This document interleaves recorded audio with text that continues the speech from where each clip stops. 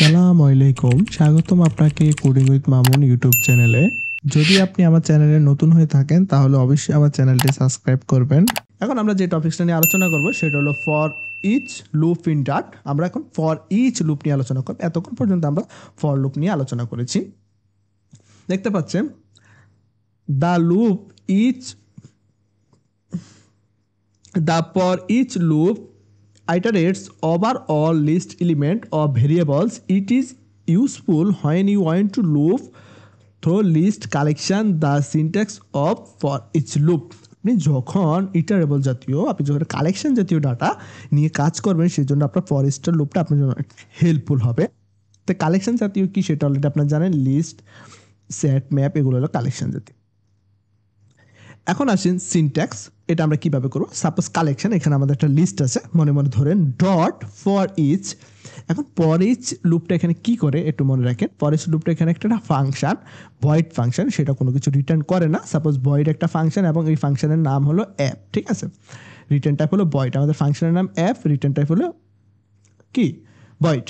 দেন এখানে আমরা একটা প্যারামিটার আছে, প্যারামিটার মধ্যে আমাদের ভ্যালু থাকবে। এখন আমরা ভ্যালুটাকে এখান থেকে এই কালেকশানে যতটা ভ্যালু থাকবে সম্পূর্ণটা ভ্যালু একটা একটা করে কিন্তু আমাদের এই ভ্যালুতে যোগ হবে। ক্লিয়ার? এই ভ্যালুতে যোগ হবে, দেন আমরা এই ভ্যালুটাকে নিয়ে কাজ করতে পারবো। আমরা যেটা চাই সেটা অবশ্যই করতে পারবো। আপনারা আপনাদের মতো করে করবেন, কেউ ফিল্টার করবেন অথবা প্রিন্ট করবেন, দ্যাটস ইট, সেটা আপ টু আপনার ব্যাপার। তো একটু এক্সাম্পল দেখি, আমরা এক্সাম্পল দেখলে আরো একটু ক্লিয়ার হবো। সাপোজ এখানে আমরা একটা এক্সাম্পল লিখছি, print each element row of list using. তা আমরা এখানে একটা প্রেমাস কিছু ফুটবলারের নাম নিয়েছি, একটা লিস্টটা কি দেখেন, is list string football player is equal to Ronaldo, Messi, Neymar ইত্যাদি। তা আমরা এই লিস্টের নামগুলো যখন আমরা প্রিন্ট করব, এই কালেকশনের লিস্টগুলো যখন আমরা প্রিন্ট করব, সেটা আমরা কীভাবে প্রিন্ট করব। এই লিস্টগুলোতে আমরা ধরে ধরে একটা একটা করে লিস্ট, যখন আমরা একটা বড় ধরনের লিস্ট নিয়ে আসবো, লটটা বড় ধরনের লিস্ট থাকবে, সেক্ষেত্রে এর প্রত্যেকটা লিস্ট ধরে ধরে প্রিন্ট করা তো আমাদের সম্ভব না। আমরা সেক্ষেত্রে আমরা ফর ইচ লুপটা কিন্তু ব্যবহার করতে পারি।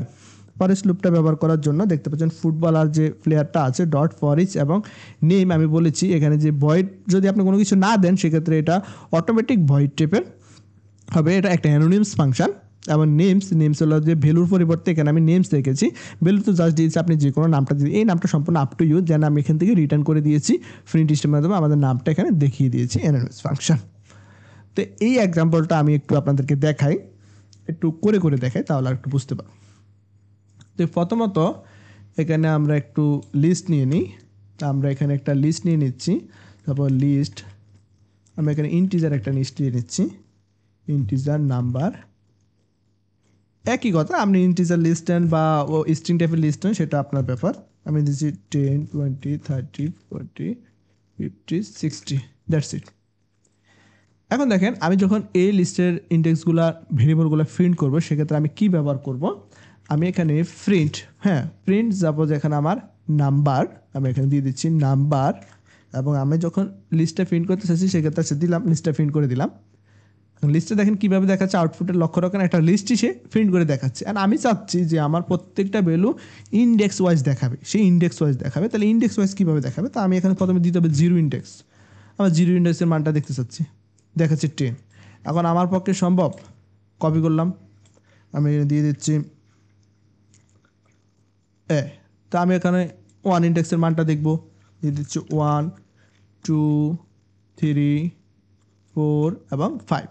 দেখেন আমার কত কষ্ট করতে হচ্ছে, 5। তার মানে আমি এখানে কী হচ্ছে, 5 পর্যন্ত দেখাচ্ছি, আমার 5 পর্যন্ত মানটা দেখাচ্ছে এখানে। ক্লিয়ার?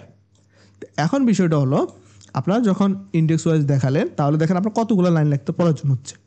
ঠিক আছে, এখন আমরা ফর ইচ ব্যবহার করব, সেটা একটু বেনিফিটটা আগে প্রথমে প্রবলেমটা দেখেন, দেন বেনিফিটটা আপনারা চুজ করবেন। আমরা দিচ্ছি নাম্বার ডট, আমরা এখানে ফর ইচ মেথডটা ব্যবহার করব, দিলাম ফর ইচ।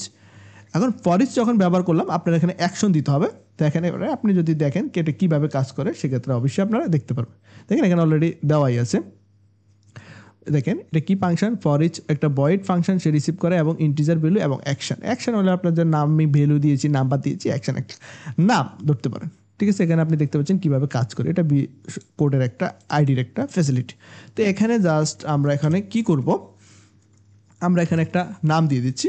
আমরা এখানে সাপোজ দিয়ে দেবো কি নাম দিতে পারি, দেখতে ভ্যালু, ঠিক আছে, ক্লিয়ার। তো ভ্যালু দিয়ে দিচ্ছি আমি এখানে, ভ্যালু দ্যাটস ইট। এবং আমাদের ভ্যালুটা কি প্রিন্ট করবে, ভ্যালুটা প্রিন্ট করবে আমার এই মানগুলোই সে প্রিন্ট করে দেবে, ক্লিয়ার। ভ্যালু এখানে প্রিন্ট করে দিল, দ্যাটস ইট। এখন যদি আমরা প্রোগ্রামটা রান করি, দেখেন আমার সেম আউটপুট এসেছে। এখন জাস্ট আমার এক লাইনে কিন্তু আউটপুটগুলো চলে এসেছে, 1 থেকে 60 পর্যন্ত সবগুলো দেখাচ্ছে জাস্ট একটা কোডের মাধ্যমে। আমার বারবার কোডটা লেখার কোনো প্রয়োজন হয়নি।